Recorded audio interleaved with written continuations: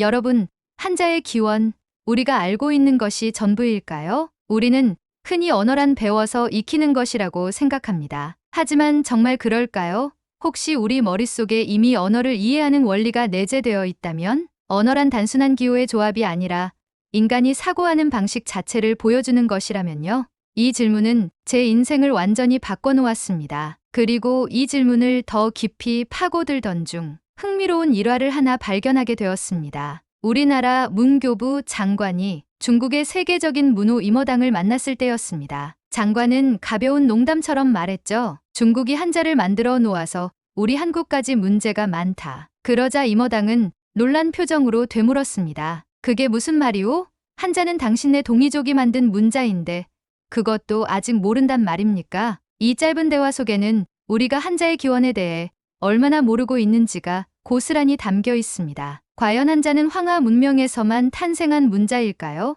아니면 동이족을 포함한 더 넓은 문화적 배경 속에서 발전한 문자일까요? 이 의문을 풀기 위해 저는 연구를 시작했습니다. 저는 에드워드 하커, 런던에서 태어나고 자란 영국인입니다. 어린 시절부터 언어에 대한 관심이 남달랐습니다. 친구들이 축구공을 차며 놀 때 저는 사전을 펼쳐 새로운 단어를 외우곤 했습니다. 하지만 단어를 외우는 것만으로는 만족할 수 없었습니다. 언어란 무엇인가? 라는 근본적인 질문이 머릿속을 떠나지 않았기 때문입니다. 그런 제 성향을 잘 아셨던 아버지는 어느 날 한 권의 책을 건네주셨습니다. 이건 아주 오래된 철학책이란다. 내가 좋아할 것 같구나. 그 책은 바로 공자의 논어였습니다. 처음에는 너무 어려워 보였지만 차츰 번역본을 읽어 내려가며 공자의 사상에 빠져들었습니다. 배우고 때때로 익히면 또한 기쁘지 아니한가? 이 한 문장을 읽는 순간 저는 강한 전율을 느꼈습니다. 배운다는 것은 단순한 지식 습득이 아니라 인간이 본질적으로 추구하는 기쁨일지도 모른다는 생각이 들었기 때문입니다. 저는 논어를 탐독하며 동양 철학과 언어에 대한 관심을 키워갔고 자연스럽게 한자라는 독특한 문자 체계에도 흥미를 갖게 되었습니다. 그런데 한자는 다른 문자들과 다르게 보였습니다. 왜냐하면 알파벳이나 한글처럼 의문에 기반한 문자가 아니라 개념을 시각적으로 표현하는 표의 문자였기 때문입니다. 한자는 어떻게 만들어졌을까? 우리가 알고 있는 한자의 기원이 정말 맞을까? 이 질문이 머릿속을 떠나지 않았습니다. 제가 배운 역사 수업에서는 한자가 기원전 3000년경 황하 문명에서 탄생했다고 가르쳤습니다. 그러나 논어를 읽으며 한자의 의미 체계를 깊이 탐구할수록 그것이 단순한 문자 이상의 무엇이라는 생각이 강하게 들었습니다. 그래서 저는 언어를 더 깊이 연구하기 위해 펜실베이니아 대학교에 진학했습니다. 언어학과 철학을 전공하며 인간이 언어를 어떻게 습득하는지에 대한 여러 학설을 배웠습니다. 그 중에서 가장 충격적이었던 것은 노함의 연구였습니다. 노함은 인간이 언어를 배울 수 있는 이유가 단순한 암기가 아니라 뇌 속에 내재된 보편 문법 때문이라고 주장했습니다. 모든 인간은 태어날 때부터 언어를 배울 수 있는 능력을 갖추고 있다. 이 주장은 저를 사로잡았습니다. 언어는 외워서 습득하는 것이 아니라 우리 뇌가 언어를 이해하는 고유한 방식을 가지고 있기 때문이라는 것입니다. 만약 이 가설이 맞다면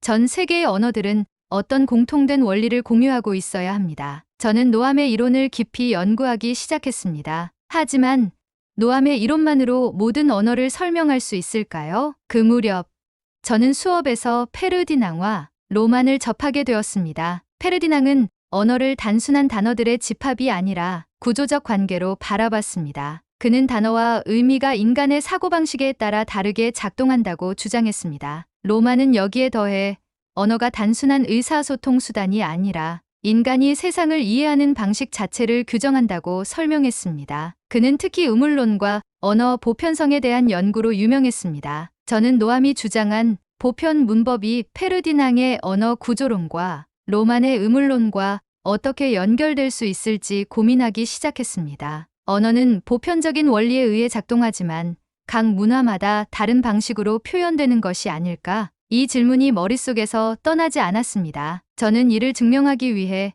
다양한 언어의 기원을 탐구하기 시작했습니다. 한자, 언어의 기원을 밝히는 열쇠일까? 언어를 연구하면서 자연스럽게 전 세계의 문자 체계를 비교하게 되었습니다. 그러던 중 한자라는 문자 체계가 특히 흥미롭게 다가왔습니다. 한자는 단순한 음소 문자와는 달리 한 글자 안에 개념과 역사적 의미를 내포하고 있습니다. 예를 들어 믿을 신이라는 글자는 사람과 말이 결합된 형태로 사람이 한 말을 믿는다는 뜻을 품고 있습니다. 단순한 문자 이상의 철학적 사고가 깃들어 있는 것이죠. 저는 한자가 단순히 황하 문명에서 발명된 문자일 뿐인지에 대해 의문을 갖기 시작했습니다. 만약 노암이 말한 것처럼 모든 언어에는 보편적인 원리가 내재되어 있다면 한자 역시 그 원리 속에서 해석될 수 있지 않을까요? 그런데 연구를 진행할수록 한자의 기원에 대한 기존의 학설과는 다른 주장들이 보이기 시작했습니다. 우리가 배워온 한자의 기원은 맞는 것일까요? 제가 알고 있던 지식이 맞다면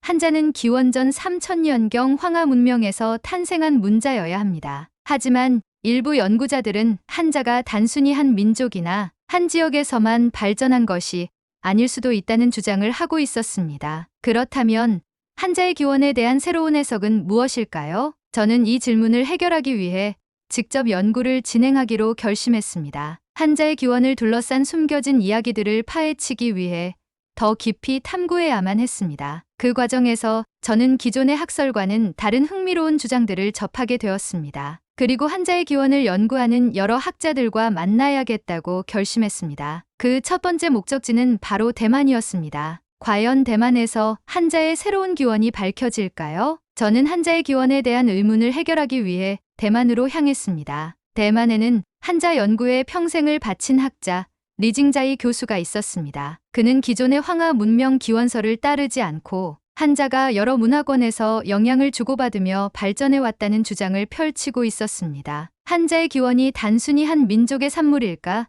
아니면 더 넓은 문화적 흐름 속에서 형성된 것일까? 이 질문에 대한 답을 찾기 위해 저는 리징자이 교수님을 만나보기로 했습니다. 대만에 도착하자마자 저는 교수님이 연구하고 계신 대학교로 향했습니다. 사전에 이메일로 연락을 드렸고 다행히도 교수님께서는 저와의 만남을 허락해 주셨습니다. 그날 오후 연구실에서 만난 교수님은 부드러운 미소가 어우러진 온화한 인상이었습니다. 그는 저를 반갑게 맞이하며 차 한 잔을 내어 주셨습니다. 젊은 학자가 한자의 기원에 관심을 가지다니 반갑습니다. 특히 서양 학자가 이런 주제를 연구하는 건 드문 일이죠. 저도 처음에는 단순한 언어학적 관심에서 출발했습니다. 하지만 연구를 하다 보니 한자는 단순한 문자가 아니라 동아시아의 역사와 철학이 담긴 기록이라는 생각이 들었습니다. 교수님은 미소를 지으며 고개를 끄덕이셨습니다. 맞아요. 사람들은 흔히 한자가 중국 황하 문명에서 독자적으로 발전했다고 생각하지만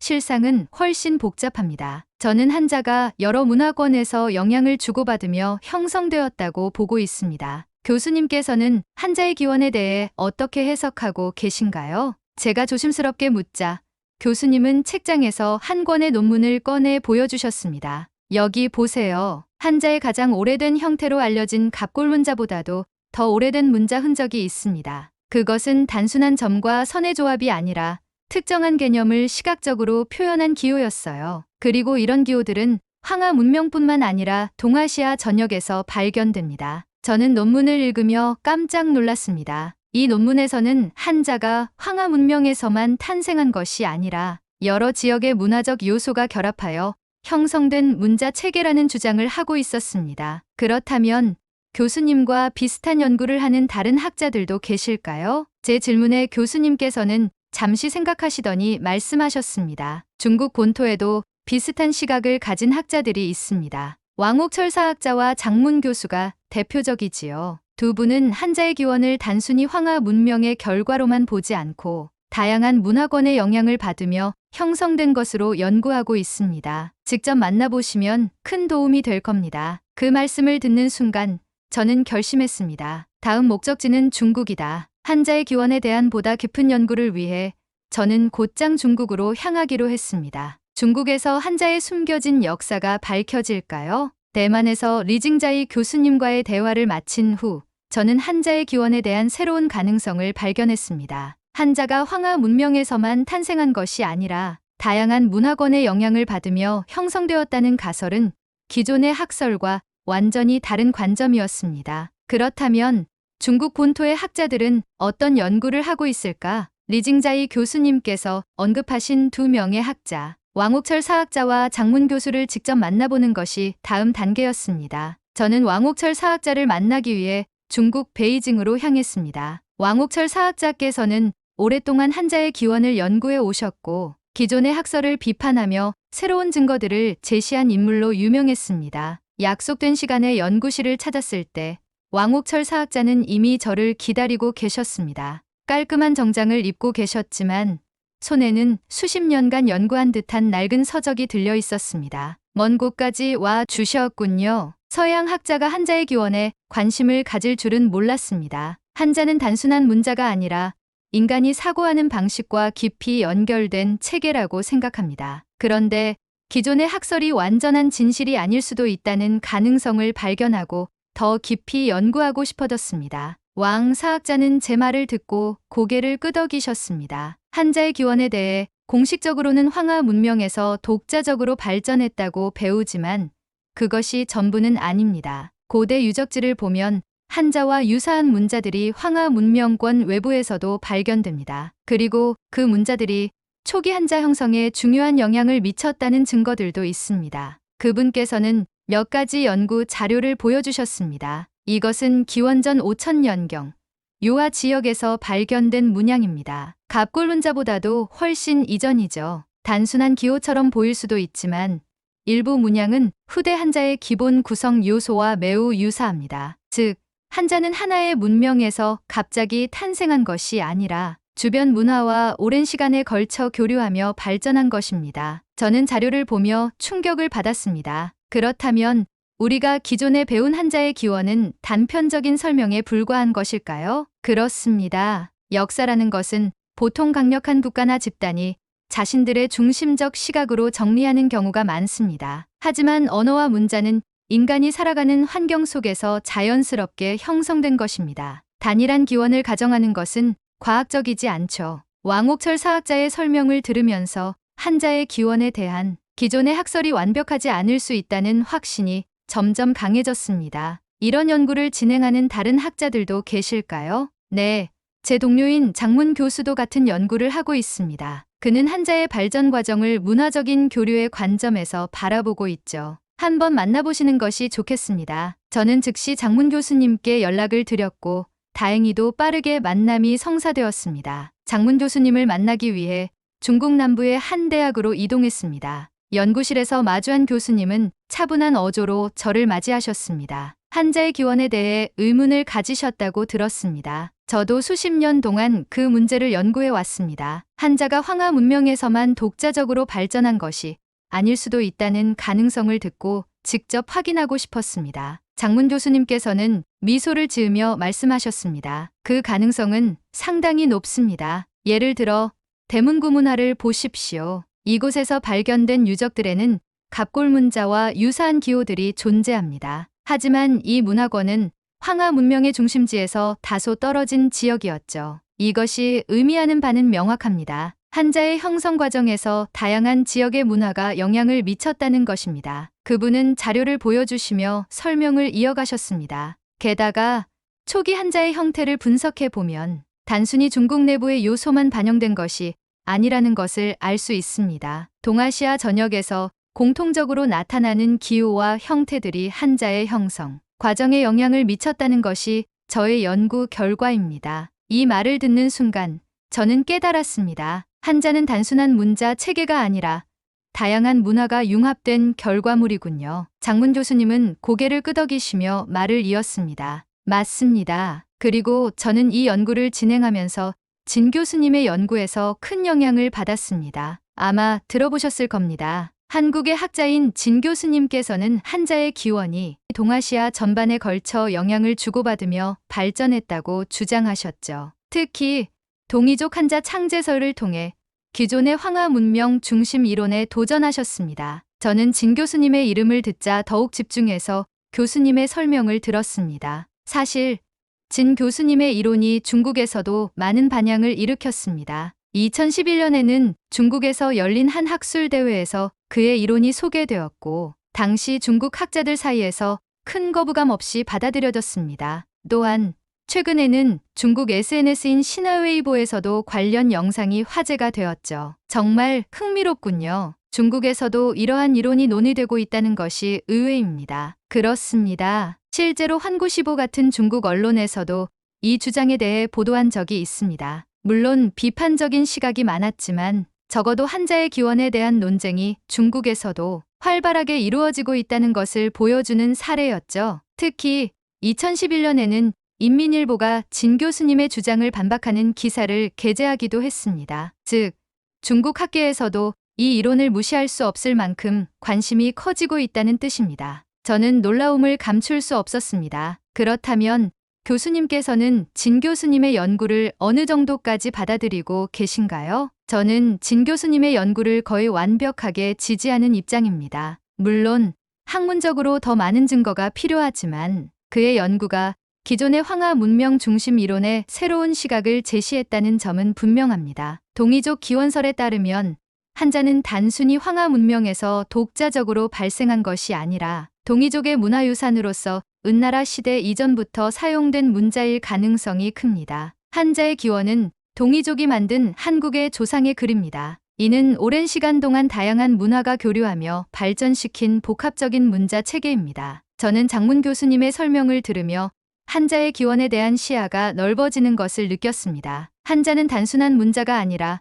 동아시아 문명의 흔적을 간직한 거대한 역사 그 자체였습니다. 미국으로 돌아온 후 로만 교수님의 메일을 받았을 때 저는 믿기 어려웠습니다. 언어학의 거장인 그분이 제게 강의 참석을 허락해 주시다니 설렘과 긴장감을 안고 하버드 대학교로 향했고 마침내 강의실 문을 열었습니다. 저는 로만 교수님의 강의를 듣고 있었습니다. 언어학을 연구하는 사람이라면 누구나 존경하는 학자, 그리고 의문론과 언어 보편성 이론을 개척한 거장이었습니다. 이날 강의 주제는 언어의 기원과 문자 체계의 발전이었습니다. 로만 교수님은 칠판에 한자의 기원이라는 단어를 적으신 후 학생들을 바라보며 질문하셨습니다. 여러분은 한자가 어떻게 탄생했다고 생각합니까? 강의실에 앉아 있던 중국인 유학생들이 먼저 손을 들었습니다. 한자는 당연히 중국 황하 문명에서 독자적으로 발전한 문자입니다. 갑골룬이 그 증거죠. 다른 학생들도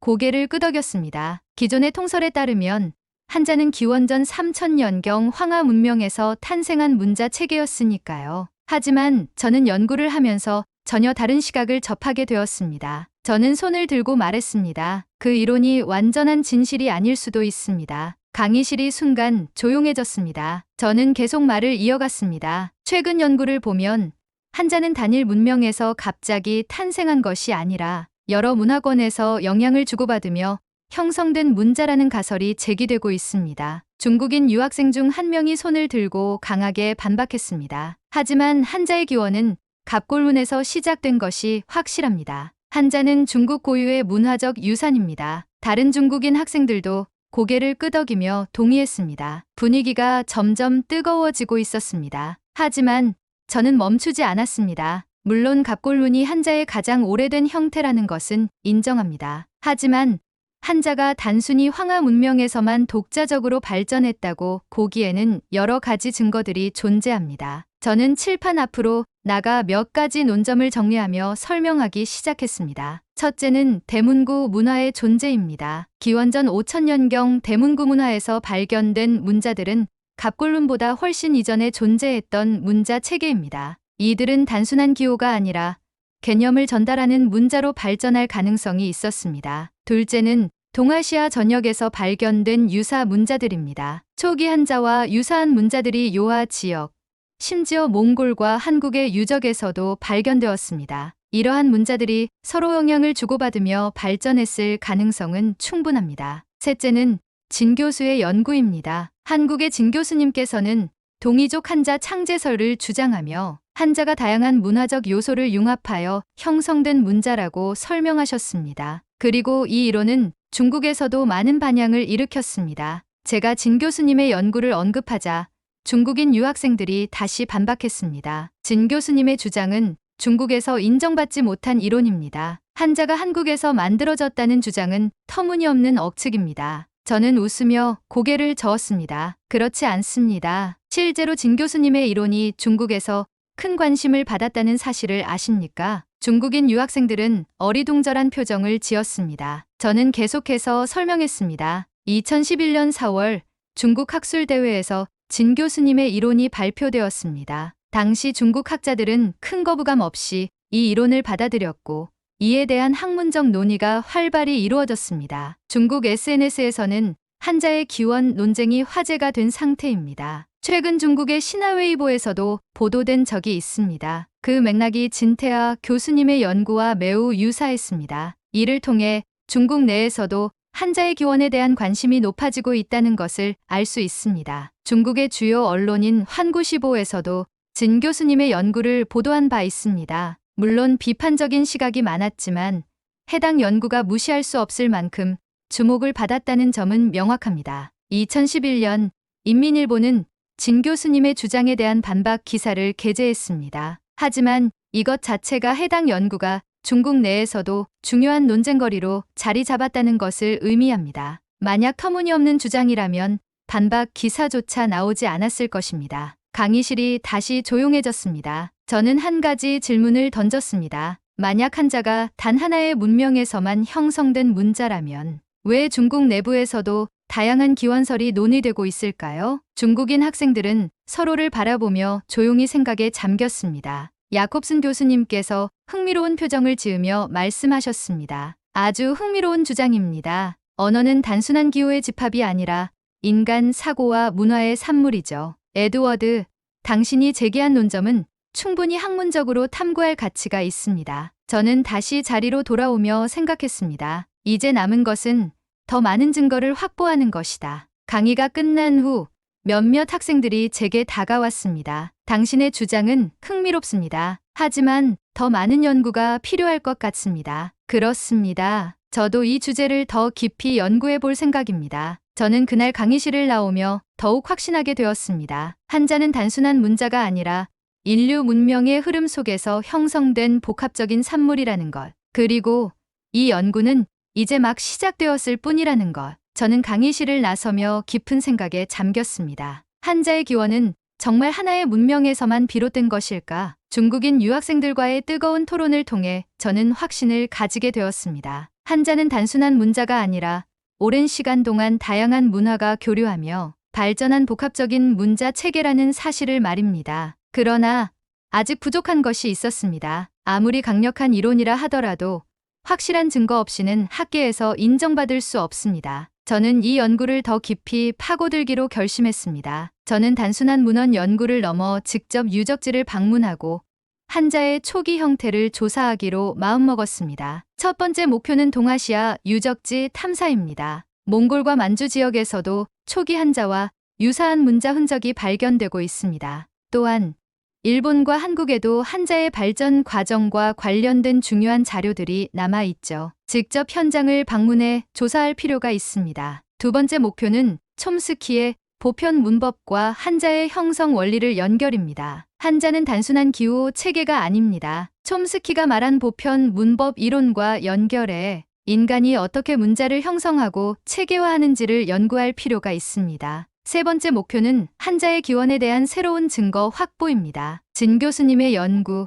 대문구 문화, 요하 지역의 문자 흔적, 이 모든 것이 연결될 수 있다면 한자의 기원에 대한 새로운 학설을 제시할 수 있을 것입니다. 한자는 한국인의 유산이라고 저는 생각합니다. 연구를 진행하면 할수록 한자는 단순한 문자가 아니라 한국인의 조상인 동이족이 만든 위대한 문자라는 확신이 들었습니다. 한국은 단순히 한자를 받아들여 사용한 나라가 아닙니다. 한국인의 조상인 동이족이 한자의 기원과 발전에 중요한 역할을 했으며 이 문자를 창조하고 발전시키는 데 결정적인 기여를 했습니다. 그러나 지금 한국인들 중에서 이 사실을 제대로 아는 사람은 많지 않습니다. 한국인은 한자에 대해 단순히 중국의 문자라고만 생각하지만 실제로는 우리의 조상과 깊은 연관이 있는 유산입니다. 이제 한국인들이 스스로의 역사와 문화를 올바로 알고 한자가 우리의 조상이 만든 그림을 자각해야 합니다. 그리고